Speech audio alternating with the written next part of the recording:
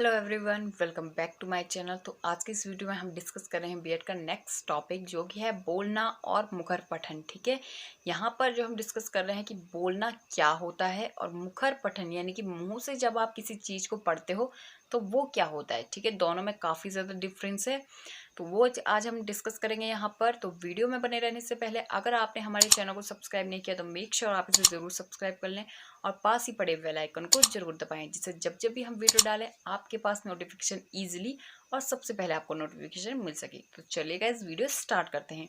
तो यहाँ पे है बोलना और मुखर पठन दोनों ही क्रियाओं में लगभग एक जैसी प्रक्रिया होती है, लेकिन इनमें केवल एक अंतर यह है। वो क्या अंतर है कि बोलते समय किसी छपी हुई सामग्री की सहायता ली जाती है। ठीक है, मतलब आप जब सहायता नहीं ली जाती है। ठीक है, मतलब आप जब कभी किसी चीज़ से कुछ चीज़ आप बोल रहे हो, ठीक है, किसी से आप बात कर रहे हो, तो वहाँ पे आप किसी चीज़ कुछ पढ़ते नहीं हो। ठीक है, आपने मतलब कॉपी पेन लेके कुछ लिखा नहीं होता है कि आप वो चीज़ पढ़ोगे और फिर आप बोलोगे। ठीक है, तो बोलते समय हम किसी भी ऐसी छपी हुई सामग्री की सहायता नहीं लेते हैं। यहाँ पे जो है, यहाँ पे डिस्कस करा गया है कि नहीं लेते हैं। वहीं पे जबकि मुखर पठन में क्या होता है कि पाठक किसी लिखित या छपी हुई सामग्री को पढ़ता है। ठीक है, दोनों में काफ़ी डिफरेंस है, ये मेन डिफरेंस है। ठीक है, ये मेन डिफरेंस है। अगर ये आपको याद रह गया तो आप लगभग सारा ही टॉपिक को आप अच्छी तरीके से क्लियर कर सकते हो।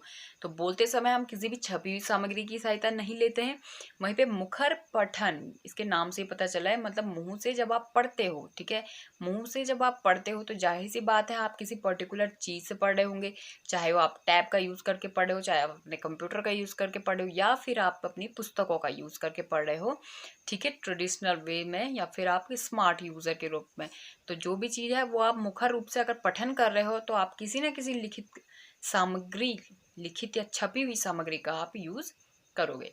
इस प्रकार पठन से हमारा आशय और कुछ नहीं बल्कि छपी हुई सामग्री का अर्थ निकालना है। ठीक है, तो बेसिकली ये चीज़ है कि जो हमारा पठन होता है वो क्या होता है कि किसी छपी हुई सामग्री का अर्थ निकालना। ठीक है, जो भी चीज़ आपको दिया गया है, किसी चाहे आपको लिख करके बुक में दिया गया है, तो उसका जब आप अर्थ निकालते हो तो वो होता है हमारा जो है मुखर पठन। ठीक है, यहाँ पे क्या है कि आपको दिख रहा होगा स्क्रीन पर बोलने और मुखर पठन की विशेषताएं। तो कौन कौन सी विशेषताएं हैं? फर्स्ट है इसमें शब्दों पर जोर देना।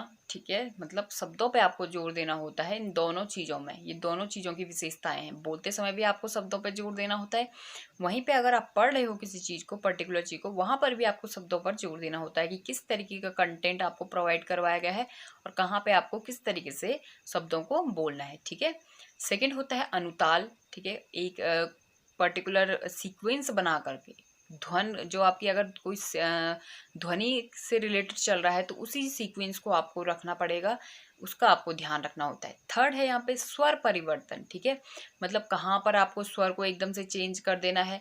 एकदम से अगर किसी ने गुस्से में कोई चीज़ बोल मतलब आपने पर्टिकुलर आपकी बुक में कोई ऐसी स्टोरी है जहाँ पे किसी ने गुस्से में कुछ चीज़ बोल दी, तो एकदम से आपको वहाँ पे अपने स्वर को एकदम उतार चढ़ाव का, इस चीज़ का आपको ध्यान रखना होगा। ठीक है, तो तीन चीज़ों की काफ़ी ज़्यादा ज़रूरत या फिर ध्यान में रखना होता है बोलने और मुखर पठन दोनों में।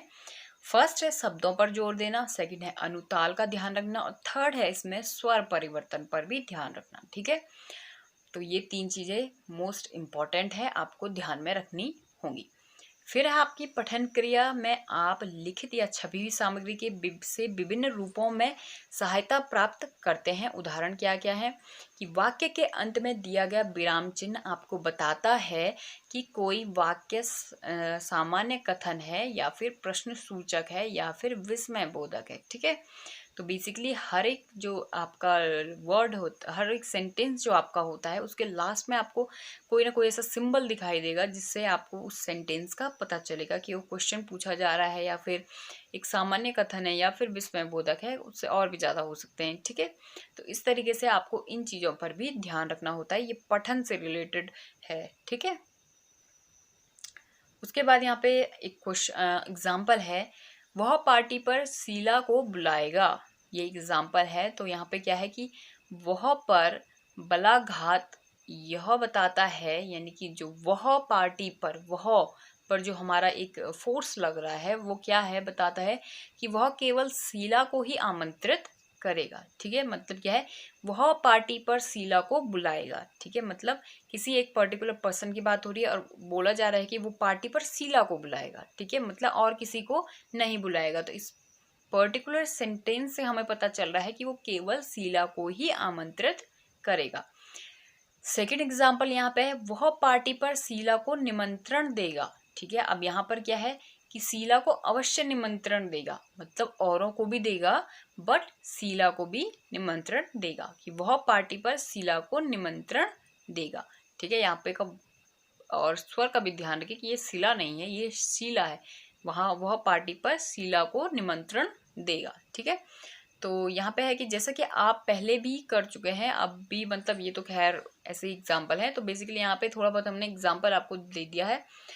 तो नेक्स्ट जो हमारा है वो है हमारा मौखिक भाषा का अनुमान, सॉरी मौखिक भाषा का नमूना। ठीक है, तो मौखिक भाषा का नमूना में क्या है कि बोलना एक ऐच्छिक क्रिया है, मतलब हमारे इच्छा के अकॉर्डिंग है, हमें बोलना है या नहीं बोलना है, ये हमारी अपनी इच्छा है। ठीक है, तो बोलना क्या है, एक ऐच्छिक क्रिया है।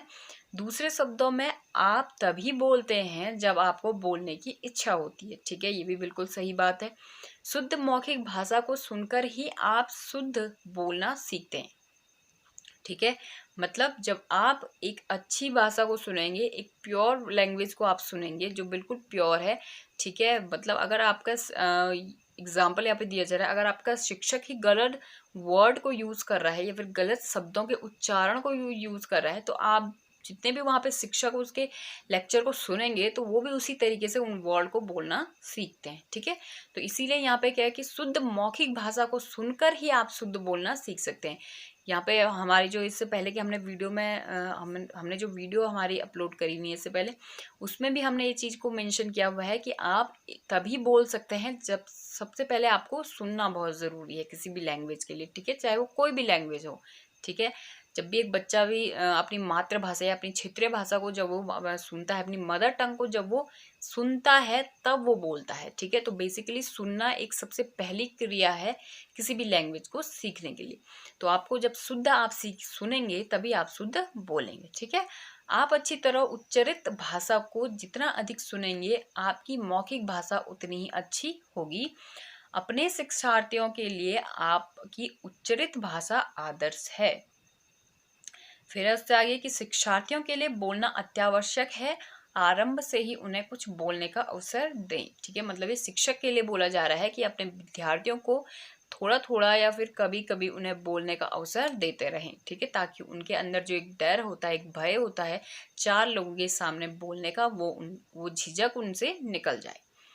यदि वे कुछ गलती भी करते हैं तो भी उसे तत्काल ना सुधारें। हो सकता है इसमें क्या है कि वे डर जाए और बोलने से झिझके। ठीक है, एकदम से उन्हें एकदम से रोकना टोकना नहीं चाहिए कि आपने यहाँ पे गलत कर दिया। बिल्कुल, इससे क्या होता है वो आगे बोलने से डरेगा या फिर झिझकेगा या फिर उसे ऐसा लगेगा कि मैं गलत ही बोलता हूँ और गलत ही बोलूँगा। ठीक है, तो इस तरीके से उसे एकदम से डांटना नहीं है, उसे एकदम से टोकना नहीं है, धीरे धीरे आप उसे समझा सकते हो, या फिर धीरे धीरे वो जब उसकी हैबिट बन जाएगी या फिर उसको अभ्यास हो जाएगा तो खुद ही थोड़ा बहुत वो खुद भी सीख जाते हैं। ठीक है, जब वे बोलने के इच्छुक हो जाएं और आश्वस्त महसूस करने लगे तब आप गलतियों को सुधारना शुरू कर सकते हैं और फिर आप उन्हें भाषा का मानक रूप सिखा सकते हैं।